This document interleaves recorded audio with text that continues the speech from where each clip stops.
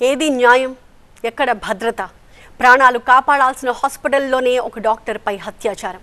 ఇంతకన్నా దారుణం ఉంటుందా? దేశమంతా ప్రశ్నిస్తోంది. మరోవైపు గజానికో గాంధారి కొడుకు పేట్రేగిపోతూనే ఉన్నాడు. ఎక్కడో చోట చెడబుట్టిన కొడుకులు బరితెగిస్తూనే ఉన్నారు.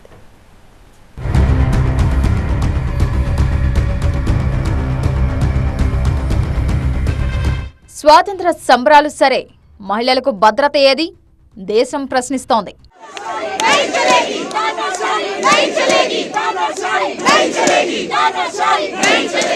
ఆకాశంలో సగం అనే మాటలు సరే, ఆసుపత్రిలో మహిళా డాక్టర్లకు భద్రత మాటేంటి? యావత్ దేశం నినదిస్తోంది.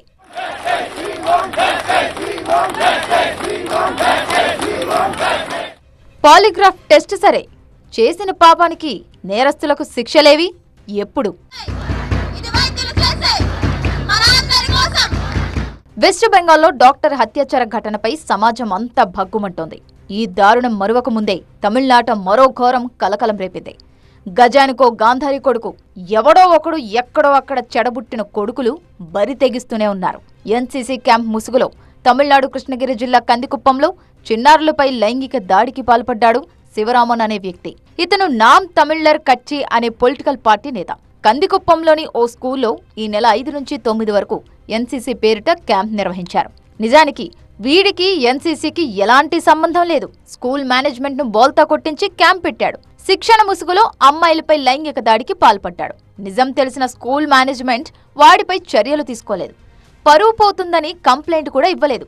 అయితే బాధిత చిన్నారులు వాళ్ల పేరెంట్స్ కు విషయం చెప్పడం, వాళ్లు వెళ్లి కంప్లైంట్ ఇవ్వడంతో శివరామన్ ఆగడాలు బయటపడ్డాయి. కామపిశాచి శివరామన్ సహా స్కూల్ ప్రిన్సిపల్, టీచర్లు మొత్తంగా 11 మందిపై పోక్సో కేసు నమోదు చేశారు పోలీసులు. రోడ్డెక్కితే చాలు పులి నోట్లో అడుగుపెట్టినట్టే అవుతుంది అమ్మాయిల పరిస్థితి. కఠిన చట్టాలు అమలు చేస్తున్నా సరే పోకిరీగాళ్ల ఆగడాలకు కళ్ళెం పడ్డం లేదు. అందుకు నిదర్శనం రీసెంట్ గా ఆగ్రాలో జరిగిన ఈ దృశ్యం. రాత్రివేళ ఒంటరిగా బైక్ పై వెళ్తున్న యువతిని వెంబడించిన పోకిరీలు వెకిలి చేష్టలు చేశారు. వెంబడించడమే కాదు, ఆమెను టచ్ చేసేందుకు ప్రయత్నించారు. కొన్ని కిలోమీటర్ల వరకు 5 యువకులు ఆమెను వెంబడించారు. ఏం చెయ్యాలో ఆమెకు అర్థం కాలేదు. కొంత దూరం వెళ్లాక ట్రాఫిక్ పోలీస్ కనిపించడంతో వెళ్లి విషయమంతా చెప్పింది. అలర్ట్ అయిన పోలీసులు యువతికి ధైర్యం చెప్పారు. నిందితుల్లో 2ని అరెస్టు చేసి కటకటాల బాట పట్టించారు. ఇక హైదరాబాద్ ఓల్డ్ సిటీలో కొందరు పోకిరిగాళ్ల నీచ్ కమీనే నిర్వాకం సంచలనం రేపింది.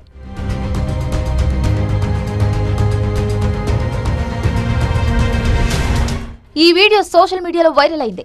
బుర్ఖా ధరించి బైక్ పై ఫీట్లు చేస్తూ గర్ల్స్ కాలేజీ ఎదుట షో చేశారు ఈ కేటుగాళ్లు.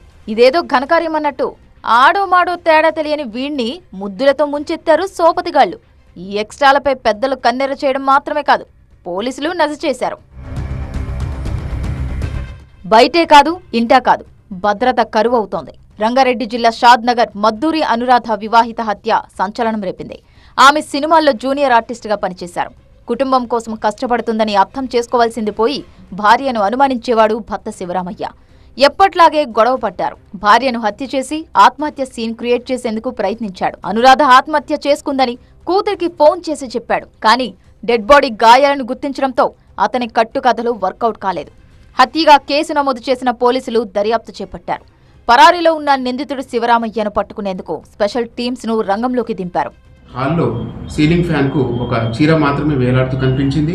మరియు పక్కనే ఉన్న బెడ్రూమ్లో తన తల్లి చనిపోయి కనిపించింది. ఆ తల్లి శవాన్ని పరిశీలించి చూడగా ఆమె మెడకు ఏదో తాడుతో ఉరి బిగించి చంపినట్లు కనబడింది. మరియు తన తండ్రి ఇంట్లో లేడు, ఎక్కడ వెతికినా కనిపించలేడు, పరారిలో ఉన్నట్లు.